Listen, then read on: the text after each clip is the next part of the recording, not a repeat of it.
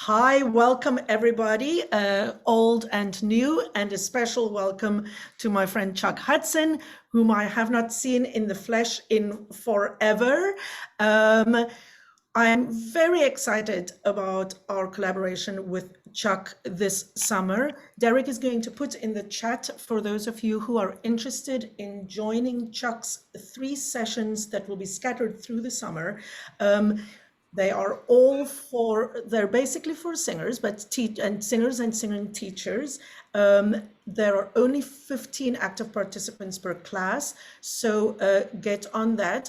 Share with your friends as well. It is open to all, not only Bel Canto Bootcamp members. The only member-only thing is you as a member will be able to also audit these classes, but that is only for members. So if you're not sure that you want to actively participate, but you would love to see what it is we do and audit it, you can pay what you can, like as we call it, Ubuntu pricing, because we are trying to make it possible for all of our members to take part.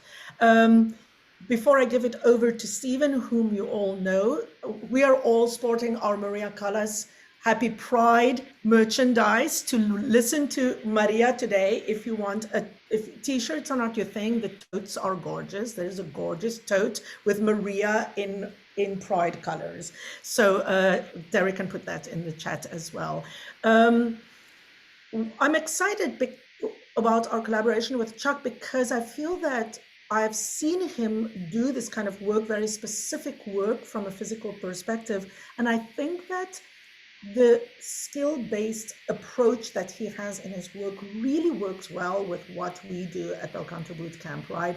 Which is like saying, we are going to give you the skills to say what it is you want to say. We're not going to tell you what you want to say. We are going to give you the ability to say whatever it is you imagine. And in this case, to make sure that your body and your voice are not at odds with each other, right? If you're a teacher, or if you're a coach, or if you're a singer, you know that sometimes you are imagining something and you're trying to express something, and then somehow it doesn't come across. And in my experience, it's very often because something is happening physically that keeps us from hearing what it is you're trying to say. So your body is sending a contrary message to what it is you're trying to say. So Chuck, I'm thrilled to have you with us. I hope that this is the first of many, many collaborations over many years to come, by which end we will be grayer yet than we are now. Welcome. I'm going to give it over to Stephen, and Chuck will take it from here. Thank you, Rochelle. Before I give it over to Chuck, I will just say that what we're going to be discussing today, after some initial information that Chuck has about stuff he's expert in, history and the whole psychology of physical movement on stage, that he will delve into as a background, we will be watching the February 1962 film of part of the film of Act 2 of Tosca at Covent Garden with Maria Callas and Tito Gobbi as Scarpia, also a very distinguished acting and singing interpretation. And with that said, I will hand this over to Chuck. Chuck, what can you tell us to prepare us in terms of background for what we're going to see? Well, thanks for having me. I'm going to chat just a little bit about some technical things and some historical things, and how in this particular video, Maria Callas is using those and then specifically playing against those to draw up this more, this idea of her appearing more realistic than a lot of the other performers did at the time. As you all know, being singers, audience members don't like hearing this information. Audience members like to believe that you are spontaneously in the moment sounding the way you sound, and that the fact that you make it sound and appear effortless is part of your job. And so they think that it's easy to do everything that you're doing. And that's they don't understand that, especially you opera singers, it's the Olympics of singing that you're doing, because you're doing all of this unamplified. And now we're asking you to move, and we're asking you to act on top of all of what you're doing vocally and technically. So you know, as we're going to start dissecting this, that audience members kind of get a headache when we start to analyze movement and analyze singing, but that's what we do. So people look at this video of Maria Callas. It's one of the only videos of her in performance really that we have, I think, for any length. And it's only act 2 that we get to see. And people are astounded at how realistic her acting is compared to everyone else. And that's because she's doing specific things in tandem with a very gifted director who helped her to do this in a production that was designed to facilitate this. Before this time, I'm going to jump back like into the mid 19th century, when lots of our classical operas were being written. The acting style that was popular in classical theater was more melodramatic. And when we think of melodrama right now, we think of bad melodrama. We think of things that we make fun of, things that we mock, things that are over the top. But melodrama was a popular form of entertainment and in theater from the early 19th century all the way through the early 20th century. And people were trained to act in this style. Part of that training was physical codification. We, in realistic acting, don't codify gestures that mean something to the audience.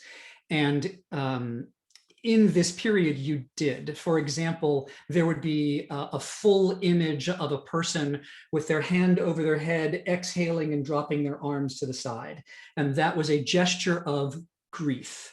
So it was a recognizable, typical gesture that people were trained to do, so that when we do that gesture on stage, we recognize the grief that they are going through, no matter what language they're speaking in. Later on, when people continued to study this, but not necessarily connecting it to truth, those things became stereotypical. So they were indicating an emotional state or an action or a state of being that that person was no longer in. And that's what we start to make fun of. The best example that we all have is when a woman is in a desperate state on stage and is swooning, she normally brings her hand to her forehead just before she swoons, right? So now we make fun of that by going, ah, before fainting on the couch. And when it was done well, people were also carried away with that. If you look at acting books from the Comédie Française, for example, in the early 19th century and mid 19th century, there were very clear things about what you did with your hands and your arms. Arms, and therefore hands, were not allowed to, I'm going to stand for just a second, go below your waist. And so all of these gestures of declamation would happen above the waist. And what's interesting is that singers today, when they don't know what to do with their hands, what do? They suddenly bring their hands above their waist. They start doing that automatically, almost instinctively. Is that a holdover from things that they have seen, or is that human behavior? I don't know. At the time, to indicate, to point on stage, you were only allowed to do that as long as your hand was above the eye line of your head. So I couldn't point here, I had to point there. So these huge gestures that were designed for people to see what I was doing in a theater that had a balcony. And mid 19th century singers were also trained to do this. We had these typical gestures that became stereotypical. In the Puccini score, and I don't know if this is Puccini who wrote this or if this was the first stage manager who wrote this, but we see written, Tosca finally removes her eyes from his with a gesture of supreme hatred or disgust. Now, we take that as an indication of how she might be playing it. Those were two recognizable codified gestures, and they were giving the actress a choice. You can either play hatred here or disgust. Which one do you want to do, right? And they would do whatever that gesture is. This training kept going for a long time. End of the 19th century, Stanislavski comes along in the theater world. We're starting to introduce realism. Stanislavski's realism is not at all the contemporary realism of the mid 20th century in American theater. It's not at all cinematic naturalism. It wasn't slice of life theater. It was a lot of improvisation to bring a realistic psychology and behavior to a show that you're going to repeat over and over and over again. So even those actors of realism scored their gestures, scored what props they were using so that they could every night give the impression of realism happening on stage. We think that they were just improvising in the moment every night and it was fantastic, just like audience members think you guys do on stage when you're singing.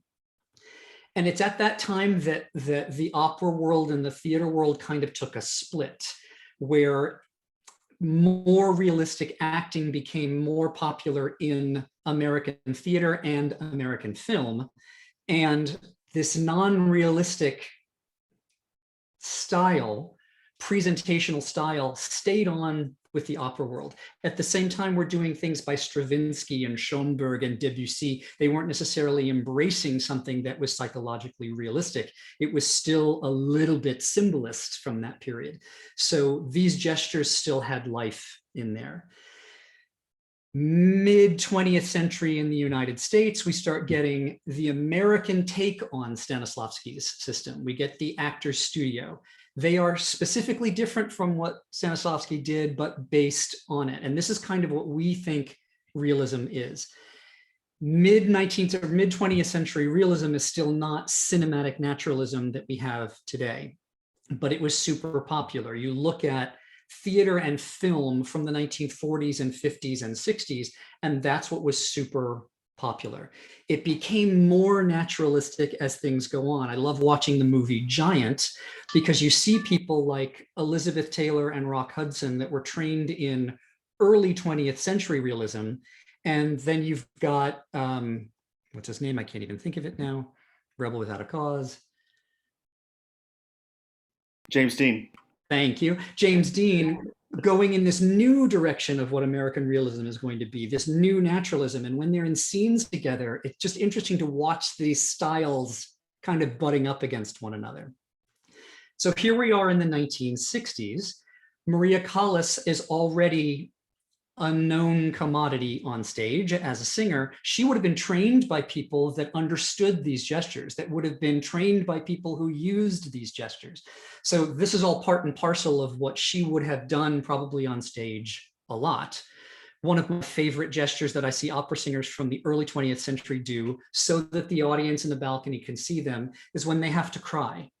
And suddenly they're brought to tears, but this gesture comes up that actually grabs the tear out from their eye before they cast it aside. And we today go, oh my God, that's ridiculous to see that happening. But to see someone on stage genuinely do that at the time, we followed it, we understood that. If you think of early silent films, that style is what actors were doing live.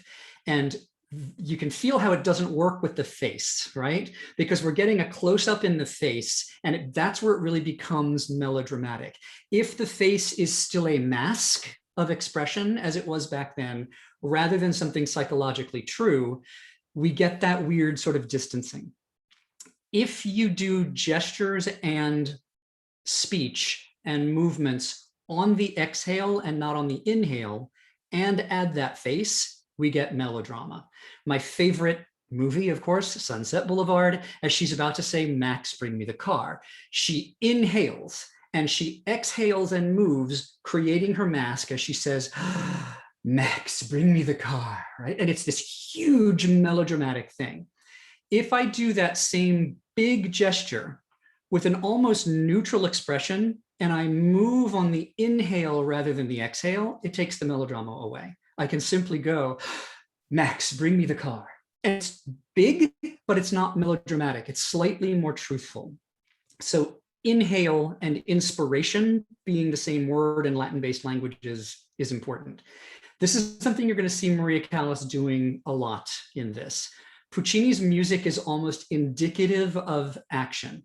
There are changes in the musical dynamic when things are discovered or handled, or when knives are stabbed.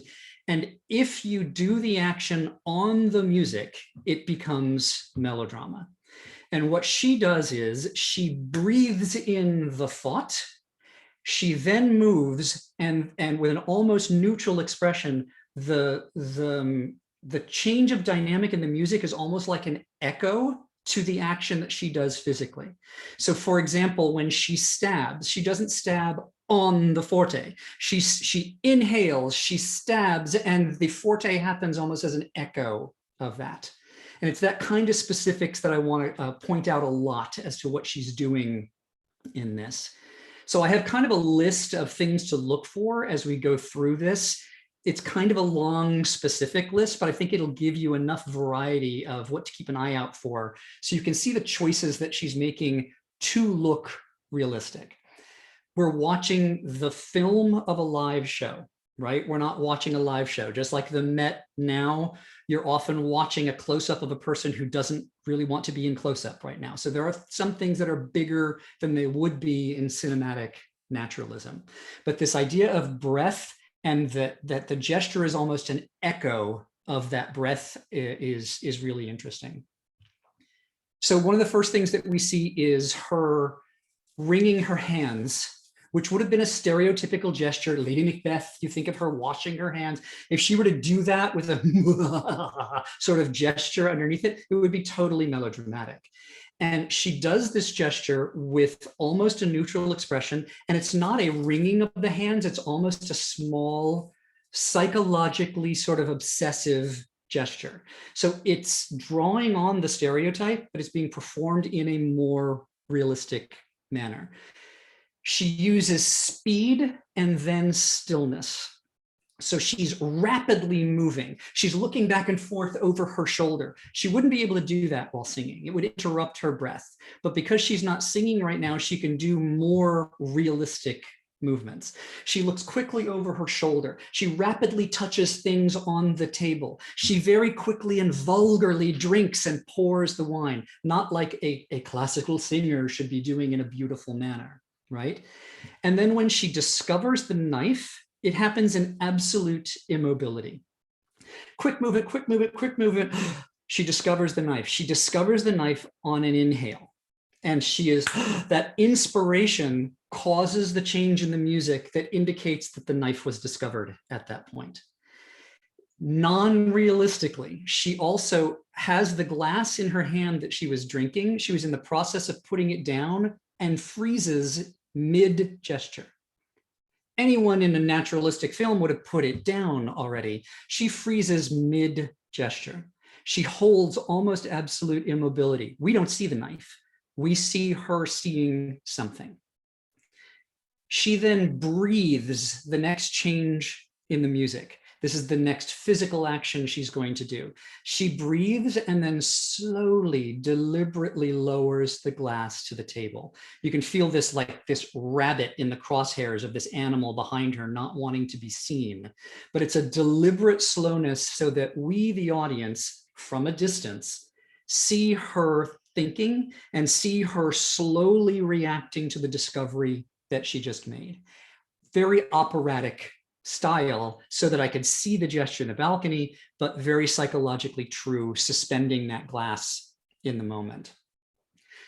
The music changes completely because Scarpia interrupts. Scarpia starts putting out the candles. Wonderful director who made Scarpia's putting out the candles be this foreshadowing of his own death that's going to be happening later on, because when that music comes back again, it's when she discovers that he's dead. At that moment, she doesn't indicate, oh my God, he's dead. She stands perfectly still, allows us to hear that music and remember the last time that music came in. It's actually a good colleague that's going on right now. Some of the trickiest timing that must have been rehearsed like crazy is when he spins her around before she stabs him. Because he spins her around, and then you'll see she sees the knife, decides to pick up the knife, picks up the knife, raises the knife with a punctuated gesture so that we can see that it's going to stab, stabs the knife, and then the music changes. And all of that happens super rapidly. That had to have been rehearsed like crazy to make it appear that effortless and for that timing to work. From this point on, she rarely lets her hands drop below her waist. And I don't know if you've noticed this before, but she moves around the room with her hands above her waist. She even splays out her fingers as if there's blood on them, and they flop as she moves as if she's dropping blood. We don't notice this because it appears realistic, but she's choosing to do that. She starts rifling through cleaning things off very vulgarly, rifling through props. Props like that are very realistic. Normally in any sort of melodrama, if she needs to find a piece of paper, that piece of paper is going to be right there on the desk. Contemporary realism, there's always an obstacle that's getting in the way. She's rapidly looking for this prop, and then again, from rapidity to absolute immobility, we see her in stillness discover the prop all the way across the stage. She then moves to it. She takes the prop. She never lets that prop drop below her waist so that we can always see it. When she moves to it to pick it up, you'll actually see her move her fingers almost like a knife, trying to cut toward it so that we can see her movements in the space. Something that's really important on stage, in a large stage, is never to let a prop that you're holding be directly in front of you. Because if it's directly in front, I am covering it with my silhouette, it can't be seen. So it always needs to be held outside the body line. She has 2 candelabra that she's got to go get, right? She goes and gets each one of them, holds them both outside her body line, and as she's crossing the stage, shifts their position so that she never upstages any one of them and is never upstaged by them. She wants the audience to see both of them. There's a musical cue for each one of those things to be set down, and it could be melodrama. She could go, boom, right, and be very melodramatic. She sets it down a millisecond before the music needs to happen. So again, that musical change is an echo of the gesture that she did realistically. She does it twice. She has her wonderful lines that she gets to say, and then she moves rapidly again to get out. And just this change of dynamic and rhythm and timing creates what my teachers in France called the portrait of reality. It appears to be happening realistically. It's artificial. I am artistically choosing when and how to do it with dynamic choices and rhythm choices, just like the music, to give the audience the impression of this realistic behavior. It appears absolutely easy to do as she's doing it. That's a lot of information to be looking out for. Could we very, very quickly just share the picture of the Delsarte movement? This was the codified movement that in mid-19th century they would have studied. A man named François Delsarte was super popular for a good 30 years, his technique, and then it went all the way through melodrama. On the left, you'll see from the shoulder joint, the different meanings of different angled gestures that would have been recognized. It is enchanting, it is evident, it is certain, it is probable, it is doubtful. They sound so stereotypical, but when you look to the right and you see that in the human body, when they would breathe that gesture, it would actually be very clear. In declamation, I'm playing Julius Caesar and I go, it is true, go ahead and do it. Or I go, I am not certain about that. And suddenly those gestures appeared truthful, although not realistic, just like that grabbing of the tear is. Later on, you're going to be seeing her trying to snuff out a candle. She reaches up as if she's going to snuff out the candle with her whole hand, and she stops midway through so that we can see her choice not to snuff out the candle. Thanks for the picture. I think we can watch the section of the video now that I've been talking about and see if you can see any of this going on, and then we'll come back and we can chit chat about it.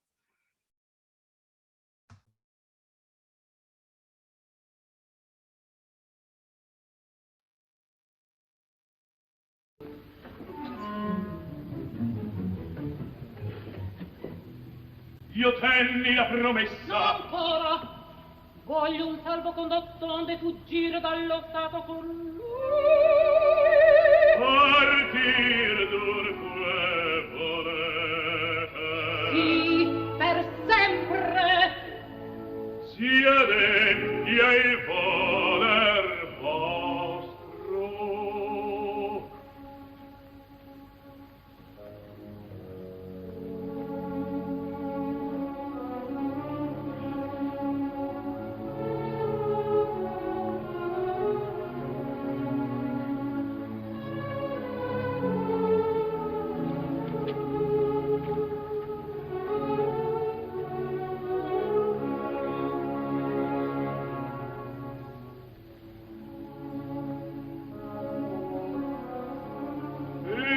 via scegliete? La più breve! Civitavecchia! Sì!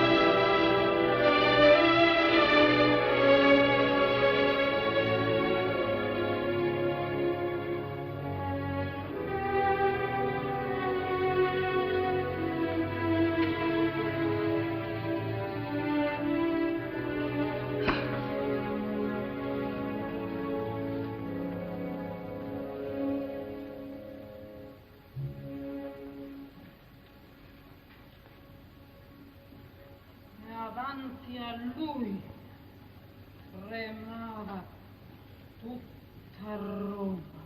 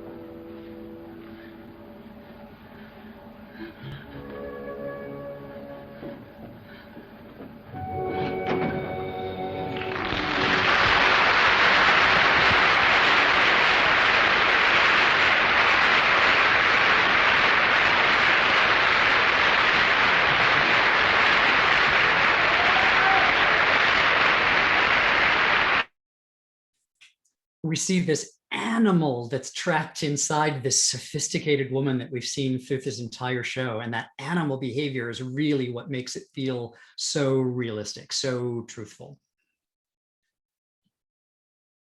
Did anyone have any questions or anything they wanted to share or observations based on what we saw? Stephen, are you taking it over or am I taking it here?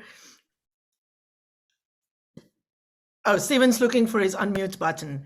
Unbelievable, right? I mean, for me, it's amazing. I love the slow motion.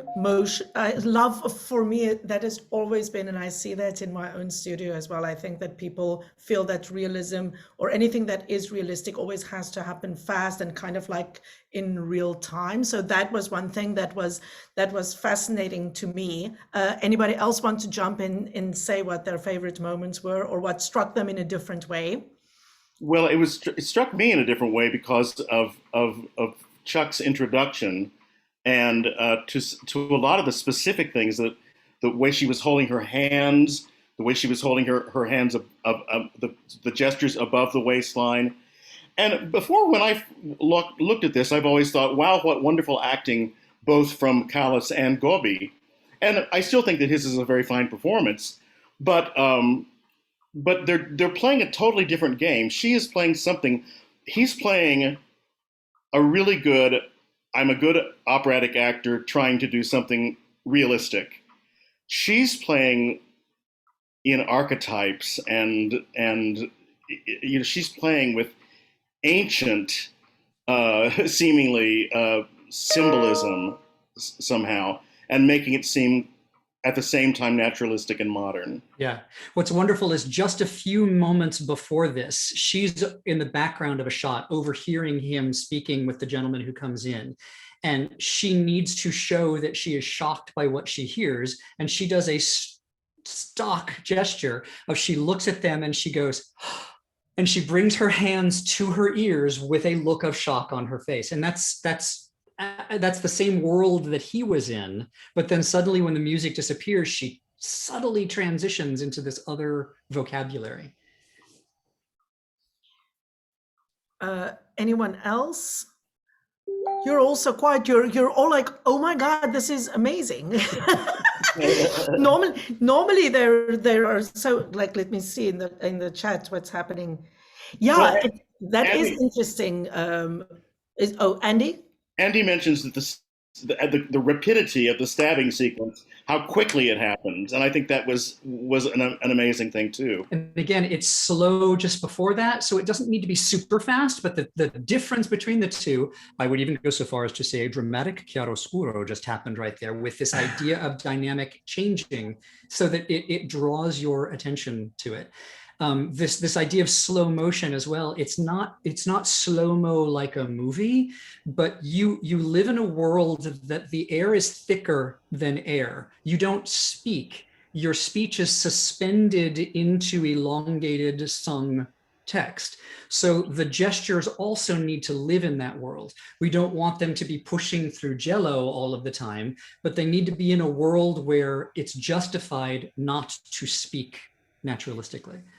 I think that is so fascinating because I think that is always this idea of stylized, you know, like we talk so much about style in singing, right? And what is the style? And that is one of the biggest problems that I have with modern productions that becomes, that takes the music outside of the style that it is, especially say if we think about Mozart, right? Like if you think about counts and countesses and servants running around with like little lanterns and stuff, and then all of a sudden, you know, they're, I don't know, like in a yard where you fix cars or stuff, or you know, like these kinds of things, and then the music continues to be elegant, and what you see is not elegant. So I love what Chuck says about like allowing the gesture to live in the world of the music, and I think that's always what I find fascinating. That's something we're actually going to explore in my presence exercises that we're going to be doing in that masterclass, is about creating that world where there's not just energy, there's counter energy going on. And this idea of the elegance of the music, as a director, that's important to me. I love comedy. I love The Barber of Seville. I love that show. So slapstick is the beer of comedy, and Barber of Seville's music is the champagne of music. So putting a slapstick Barber of Seville together, it's like mixing beer and champagne. If we take Charlie Chaplin's elegant comedic style and put it with Rossini, suddenly those comic styles work well together. I'm really excited. Dave, did I see a hand from you? From me, from Carol. Can From you hear Carol. me? Yes, Carol, I can hear you. It's so interesting to me. The melodramatic movements you were describing are so lacking in nuance. And what we saw in that performance was conflict, that there are two emotions at the same time. She's saying, die to him, and then horrified at the act. You know, that there's so much nuance, human nuance, that comes with the realistic acting, and she is utterly brilliant. And you said Just the word, the wonderful. key word, you said conflict, and that is the central tenet of realism. Without conflict, there is no drama. Again, that piece of paper he needed, he didn't find it the first page. He had to look through several pages and find it. As subtle as that is, there were conflicts running all the way through the scene, making her need to discover those conflicts, make a decision internally to then act and take action on them. And how she said, everyone was so frightened of you, you know, that you were a terror. And, you know, it's just fabulous. Wonderful. Thank you for that. Thank you, Carol, for like talking.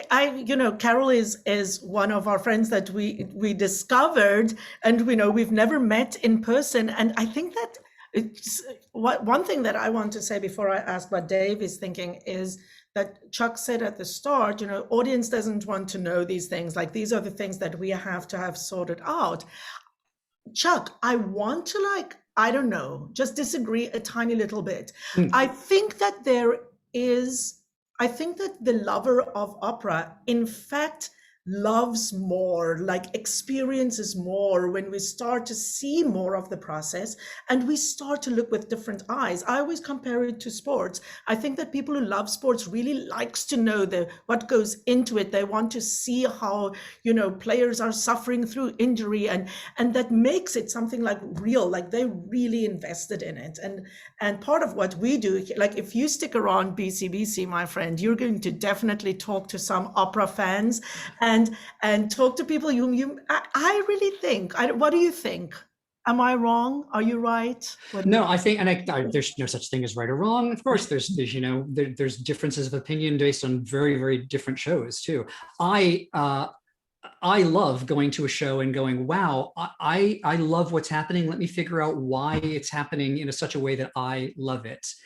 My husband hates that. He's like, stop sucking the joy out of it. Let me sit back and enjoy the show. And there's again that thing of he loves theater. He doesn't love theater the way I love theater, right? And that's kind of the difference of some audience members are going to go, I'm an audience member who wants to know more. And others are like, I'm an audience member who just wants the escapism and the magic. I don't want to know. I don't want to understand. It's really two different audiences in a sense. Mm-hmm. It's in terms of what they're looking to get out of the experience. Yeah. Dave, I did see your hand, right? Yes. Chuck, you said something interesting about Collis doing the gesture slightly ahead of the music so that the music coming from the orchestra is almost an echo of what she did. I'm often trying to impress on my students the idea that the character is what's creating the music, that you're not on stage responding to the music that you heard, but that you are actually the one creating the words and creating the music as they happen. And I don't really have a vocabulary, I think, that's effective in explaining that. I mean, you just said it greatly, that you are creating the music. You're not, because, and this is where we get argumentative with people about what is, dance and what is movement theater. Frankly, to get really, really right wing about it, if you're responding to the music, you're dancing, and if you're creating the music, you're not dancing, right? And whether that's true or not, that's kind of a way of looking at it. I always like to think that the movement creates the music almost the way dropping a rock in the water creates the waves. That I've done this gesture, and then there's this resonance that moves out from that gesture that's creating the music. Actually, when I've seen really great classically trained dancers, they do the same thing. It's almost as if the orchestra is improvising music to go with what they're seeing the dancer do. It doesn't happen very often, just like you don't see it very often with a singer, but right. It's but really the most amazing thing when you see that. Janie Parker at Houston Ballet used to be able to do that back in the 90s. And so many young singers think that to cause the music means to act along with the music. And you get the poor countess walking down stage going, dove sono I bei momenti di dolce. And you're like, please stop that. Because she's not an elf and she's not a soldier. She needs to walk, and she's not dancing to the rhythm of the music. That rhythm is her heartbeat, is her internal rhythm that's being caused. And that is tricky. I think that takes time, that takes rehearsal, that takes repetition to master that. I know that Chuck has to go shortly, and Stephen has some other music for us to listen to. I don't know if it's video or just music. I want to say really thank you to Chuck, and the next thing I want to do, if you all are up for it, and if Chuck is up for it, I would love to watch like some concert performance of colors, because I'm fascinated also by her when she just stands in front of an orchestra, or it could be a different singer, because I think that our singers can learn a lot from that, because we sing a lot of concerts, and when you're singing an audition, you're normally like not in a big stage where you have props. So my friend, if you're up for that, I would love it for you to come and do that with us. Now you all know Chuck, you know how amazing he is. You see how we can think about movement as skills that you can bring. I think that a lot of singers wait for detail to be imparted upon them by directors, and there is no way for a director in any length rehearsal period to imbue your performance with these kinds of detail, and we need to find a way to implore you to get good at having those skills at your disposal, so that you go into, I know Donna Vaughan once said to me that she's always amazed that when singers come with like a fully idea of what their roles are, also physically, how much of it actually stays all the way through the rehearsal process, because they bring physicality and not only voice to the process. So that's what we're trying. The very first masterclass I'll be doing for you guys, the psychophysical warm-up, is really introducing lots of concepts that I think you can take into everything that you do on your own. This idea about creating the music, about dynamics, about rhythm, about asymmetry and symmetry, and just conceptually, a few things that I think you can pepper through everything that you're doing. Before you leave, do you want to maybe just tell us, that's like a little intro of what the first session is? Do you want to just maybe say, since we're here in person, a sentence or two about the other two sessions, just so that we have... Yeah, so that psychophysical, again, psychology and physicality need to go together. So many singers are expressive voices in inexpressive bodies because they've been trained to stand in a neutral position and sing all of their lives.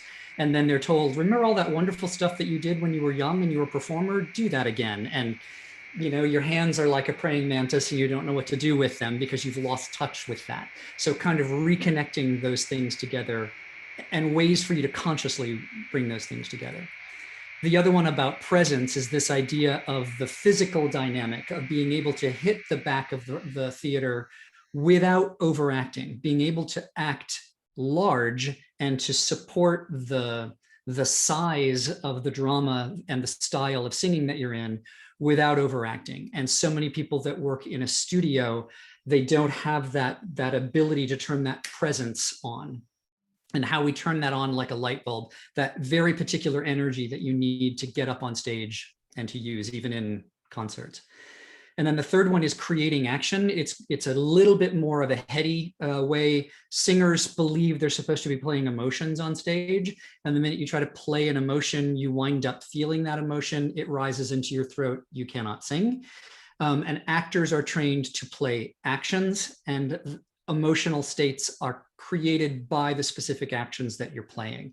So how we break down a scene into beats of action is what we're actually going to be looking for in that one. Great. Chuck, we had a question, and I think I know the answer. It's like, do they need to prepare anything specific for the master classes? Are you going to tell them what they need to bring? Just some specific movement clothing that I'll have you wear in the first one, and I'll send all of that to you so that you can share with folks. Same for the presence, it'll be more of a physical thing. The creating action, I will actually send a document in advance that we'll be using, as well as other just examples from operas that we'll be looking at, but a particular exercise that we'll be doing together. And when I share that, I'm going to stress that it's like a standardized test. Do not read it, do not open it, do not read that page until we read it together, because I want us to discover those things in the moment while we're working together and not be prepared in advance for that. Fantastic. Yeah. Oh my God, I cannot wait. It's so good to see you, my friend. Thank you for having me. I've really had a good time today. Thank you. I cannot wait to see you in the other sessions and to see how our members and friends from outside of our group benefit from it. Thank you so much for visiting with us. Thank Bye-bye. you. I'll see you all soon. Bye. Thank you, Chuck. Thanks. Stephen, back to you. Thank you. I have a few tidbits. First of all, yes, I have two videos that I'm going to play back to back. Two different versions of the same aria, and I wanted to play this after the Callus because I wanted you to see two different approaches to the dramatic intention of the aria. One is from a stage production, one is from a concert, and the two artists are Renato Scotto and Kirite Kanawa singing In quelle trine morbide from Manon Lescaut Act 2. And without further ado, I just contrast and compare and enjoy, but also thinking about the subject of registration and laryngeal registration and where they go into chest voice in this aria and how they deal with that laryngeal registration. So I had a double reason for playing these two. Here we go.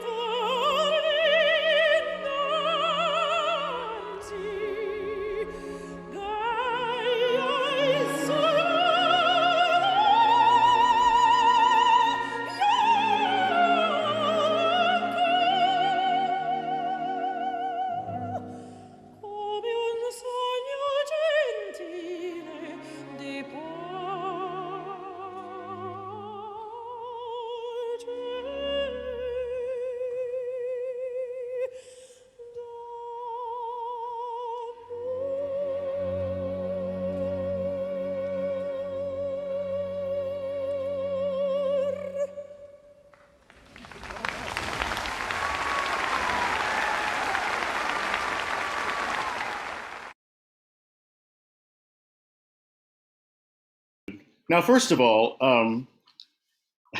it was very gallant of her to pick up the cello player's lost music, and I thought that was a very nice gesture on her part.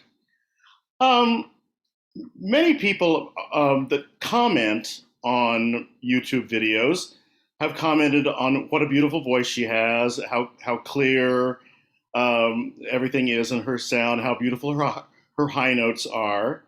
Um, yeah, I agree with Jen Moore. It's like a content-free, lovely song. None of the heartache, none of the regret, none of the nostalgia that Scotto brought to it. The Scotto version is from 1980, when frankly her voice was beginning to fail her. And aside from a couple of forte high notes, you wouldn't really know that from this particular excerpt. I saw that Manolis go, and it's out there complete on video, and it's a remarkable performance in terms of just sheer willpower over an instrument like Callas in '64, an instrument that wasn't responding. I love one particular moment in the Scotto particularly. V'è un silenzio gelido mortale. She forgets the word gelido. You know, an Italian can forget an Italian word just like an American can forget an English word. So she forgets the word. Never makes up a nonsense syllable, but never drops her dramatic intention one iota. Never loses her concentration, never an apologetic little glance or anything like that. Complete concentration. Rochelle, what did you think of the various approaches to those few but crucial chest tones in the in comparison between the two? You're muted. Sorry. I mean, you know, I've never heard a chest voice I didn't love.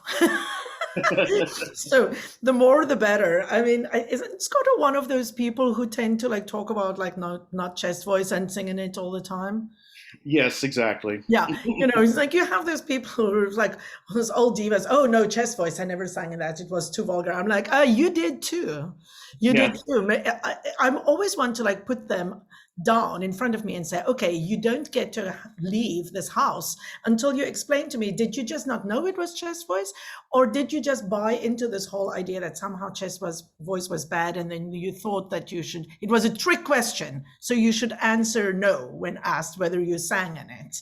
Or did they think the chest voice was something else besides what they were doing? This is something that I think that does happen. Because it's certainly true with young singers sometimes that we're looking for the soft, unpressured chest, and they're just like, but is that chest? I'm like, yes, if your larynx is in that position, it's chest. It is not just chest when you are singing as loudly as you can low, right?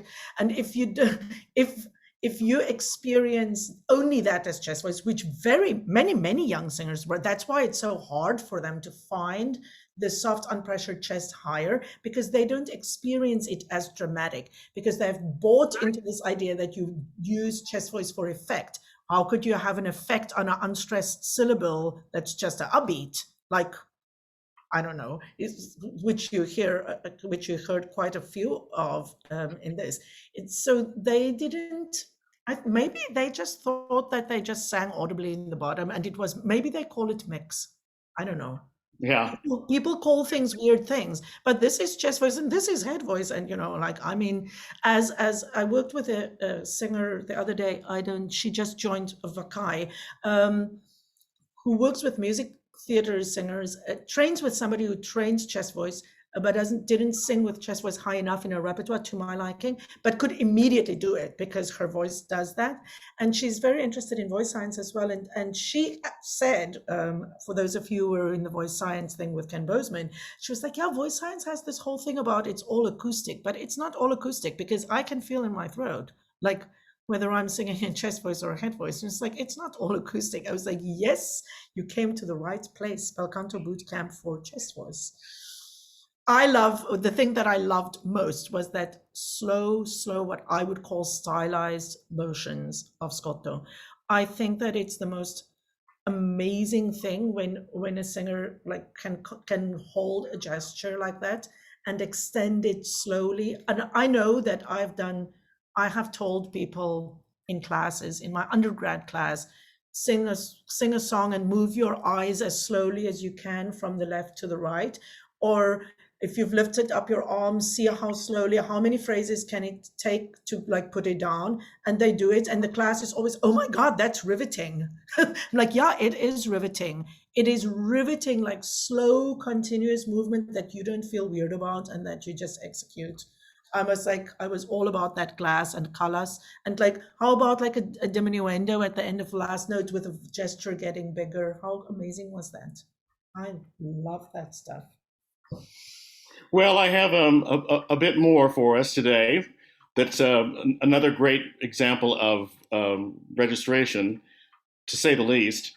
It's the Aida Amneris duet from Aida from 1981 at the Arena of Verona with Maria Chiara, a very good but not sufficiently appreciated, not exactly a cult soprano. We're going to still do our day on cult sopranos one of these days, but maybe there was a small cult. I don't know. There were a few Maria Chiara fans out there, but she made very few recordings other than this. A couple early albums for London, Decca London, and then she made this video recording in the early 1980s.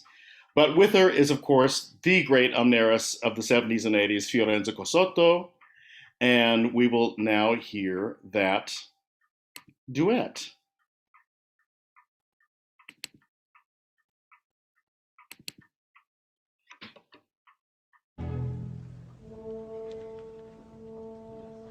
Una sorte dell'aria poi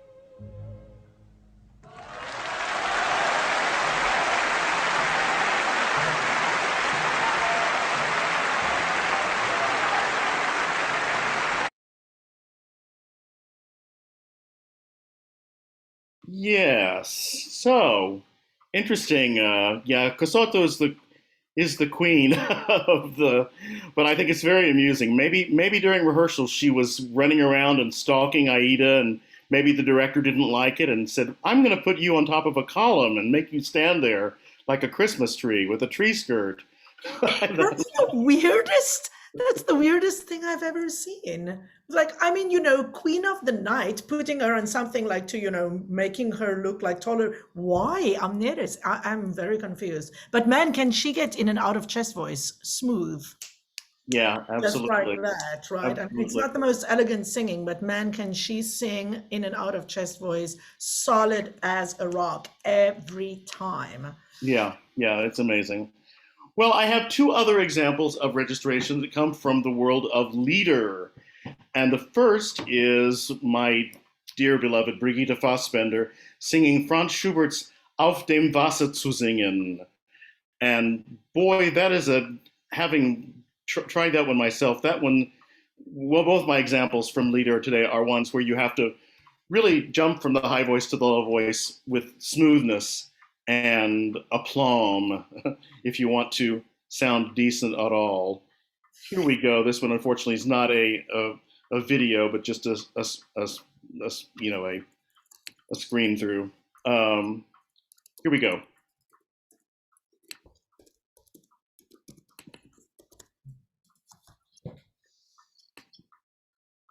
Yeah, it doesn't want to. Now it doesn't want to share. Okay.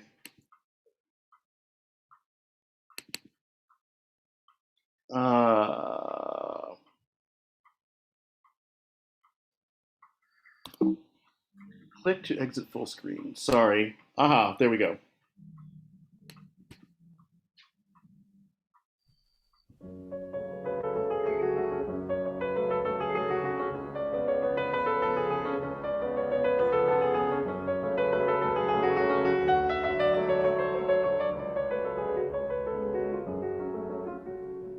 Mitten im Schimmer der spiegelnden Wellen gleitet wie Schwelle der wankende Kahn. Ach, auf der Freude sanft schimmernden Wellen gleitet die Seele dahin wie der Kahn. Ach, auf der Freude sanft schimmernden Wellen gleitet die Seele dahin wie der Kahn.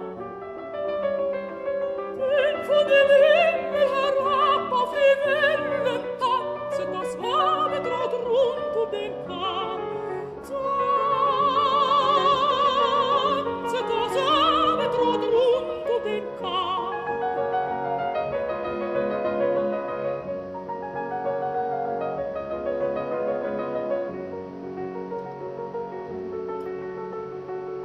Über den Wipfeln des westlichen Haines winket uns freundlich der rötliche Schein. Unter den Zweigen des westlichen Haines säuselt der Kalmus im rötlichen Schein. Unter den Zweigen des westlichen Haines säuselt der Kalmus im rötlichen Schein. Freude des Himmels und Ruhe des Haines atmet die Seele im errötenden Schein. Atmet die Seele im errötenden Schein.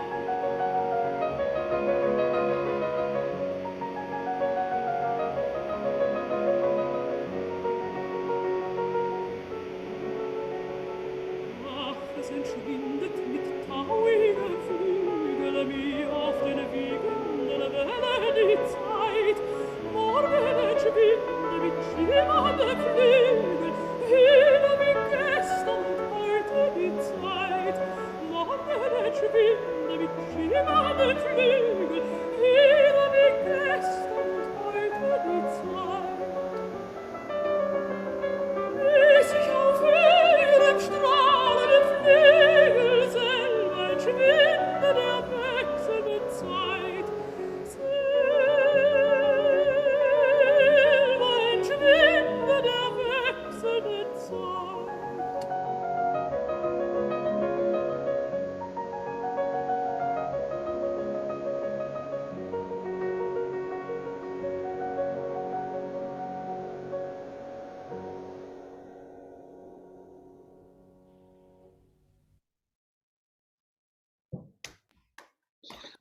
The next thing I'm going to share is a male singer, and one from several more decades earlier, and that is Heinrich Schlussnuss, one of my partners. I don't know whether it was Rochelle or Derek put this on the suggestion sheet, that we listen to some Schlussnuss in terms of his dynamic variety and the way that the dynamic choices indicate how he is approaching laryngeal registration.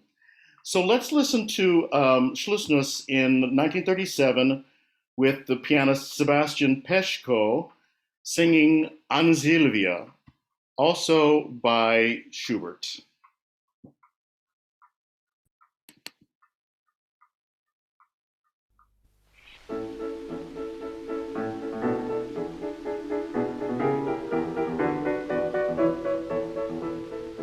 Was ist Silvia, saget an, dass sie die weite Flur preist?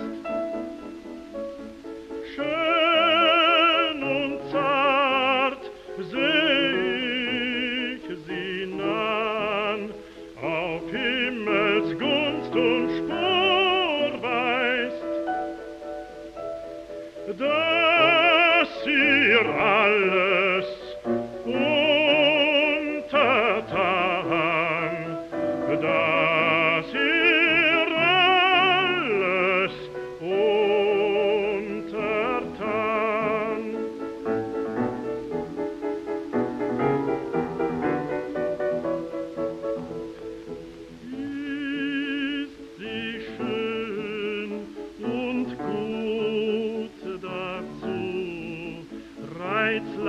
wie milde Kindheit.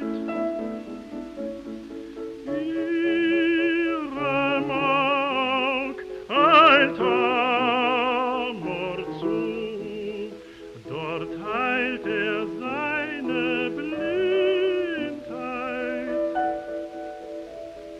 und verweilt in süßer Ruhe und verweilt in süßer Ruhe.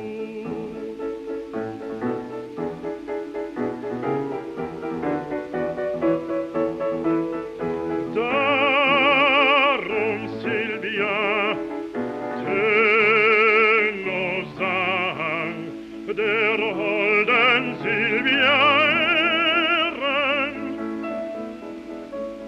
Jeden Reiz besiegt sie lang, den Erde kann gewähren. Kränze ihr und Saitenklang, Kränze ihr und Saitenklang.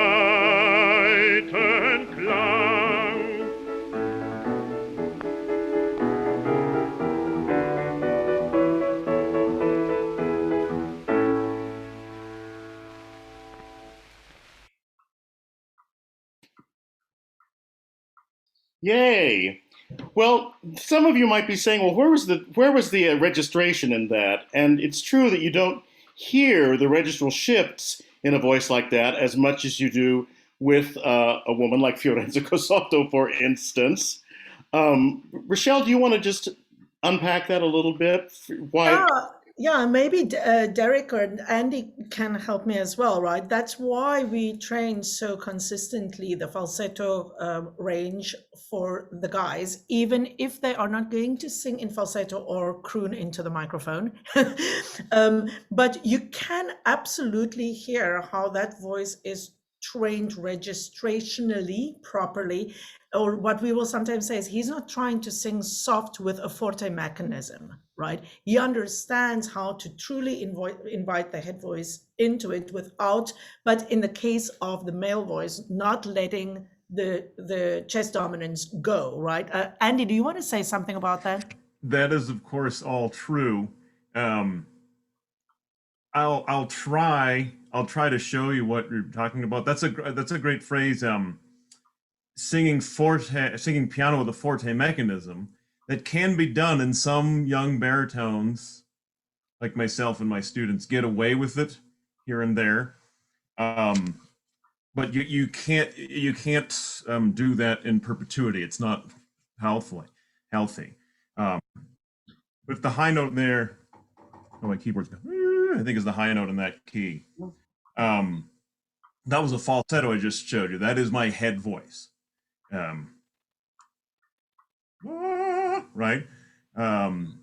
However, let's just to be specific, that's not a pure head voice in the sense that a pure head voice cannot be vibrated or crescendoed. That would be it would be something like that's so this is a head dominant mix technically, but you can hear that it's head. Now, forte with a forte mechanism, chest dominant. Right, you can hear that's a chest dominant tone. Now, chest piano with the forte mechanism, which is not recommended, but I say some get away with it, might be that's me sort of singing forte and muting it at the same time. Not sorry about that. It's not efficient. So what essentially, your good Fischer-Dieskau head moments, your good Schlussnuss moments there, and employ a lot of the cricothyroid tilt there. But I could take that if I've warmed up, which I haven't, because I'm taking the day off because it's Father's Day. So you see that I end up, I'll show you again. With a little bump, which you may or may not have heard, I went into a chest dominant tone. Very interesting, right? So they're not other than Andy and Dave. Rick, I don't know if Rick is a singer. Joshua, we see all the time that training, using the falsetto training exercises the same way we do with the mezzos and sopranos, right? Turned upside down, right? We say like the guys singing tenors, baritones, basses, like chest voice, chest voice, chest voice, and then they get to that passaggio place where they have to invite their head voice if they're going to be able to sing F in piano, or between, let's say, F4 and F4 and B flat 4, right?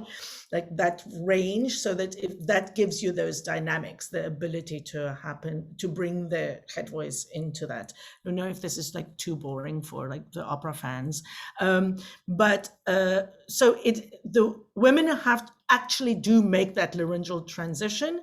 Men, tenors and baritones and basses in modern singing do not actually cross into the true head voice. They sing chest dominant all the time. These days, in the old days, they did actually sing in that heady resonance quite often when they wrote like high Fs and all the high stuff that was written for tenors before the do di petto became a thing was in fact not sung chest dominant. So they definitely had more. And that's why we hear in the old tenors and baritones more ability to sing with true dynamics. So that's the geek, because that is our work in Vakai at the moment, right? So we're using these sessions to kind of help organize our ears from the old professionals, the old professional examples. That's all I've got for today. So I know you wanted to talk about a little bit about next week. I just want to remind everybody, so yes, happy Father's Day, everybody. We have put in the link in the chat, the link to Chuck's stuff. On the website, you will also find you've all seen the new Sunday matinee page, right? So you can see, like, you can find it from the homepage, so you can see what's coming up. Next Sunday, Will Crutchfield is with us again, and we are exploring Barbiere.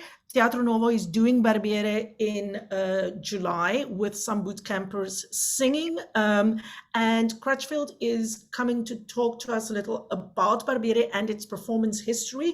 It is famously the first opera to never leave repertoire. That means from the day it was premiered, it was constantly in repertoire. All other operas before that had its premiere and then wasn't done, and then somebody revived it. Barber of Seville has never had to be revived because it has never not been performed. And that is the earliest opera that is true for. And that means that we can learn a lot from it, because we have a lot of ornamentation, a lot of historical performance practice is available to us, because it didn't skip steps, right? Like sometimes Mozart operas was done and then they had to be rediscovered, and then, stuff went awry. People forgot about ornamentation and stuff like that. Or Rossini operas were done and then they were not done, and then there was Puccini, and then people were like, where's the high note? Let's put a high note at the end of the aria. And that's how we end up with those weird things. And Barber, in a very interesting way, never took a break. The Barber never took a break. So that is our inside title for next week. The Barber who never took a break. Derek. Then just for the next week, for the first time since March of 2020, there will be no matinee on July 4th. Because that's right. Most importantly, it's my birthday.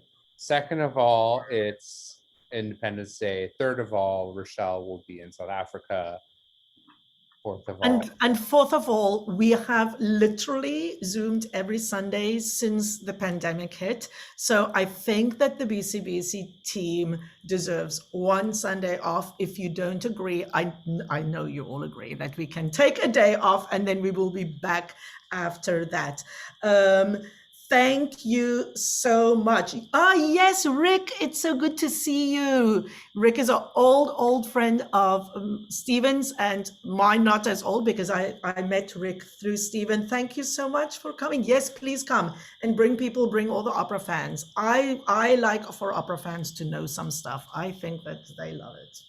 I don't know. I'm going to stick with that story. Okay, everybody, it's great to see you. Bye-bye. Well.